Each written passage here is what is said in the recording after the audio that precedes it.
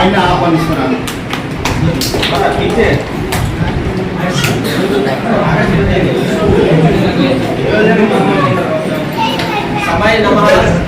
మనం ముఖ్యంగా ఈరోజు అంటే మనకి సంస్కృతి చూసుకుని మనకు అన్ని పండుగలు ఉంటాయి, కానీ అవి కులమతాలనే ఉంటాయి. కానీ ఇక్కడ కులమతాలకు అతీతంగా మనం జరుపుకునే ఏకైక పండుగే మన జాతీయ పండుగ.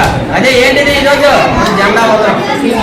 అయితే ఈరోజు అందరూ కూడా వినండి, మన ఈరోజు 79వ స్వాతంత్ర దినోత్సవం.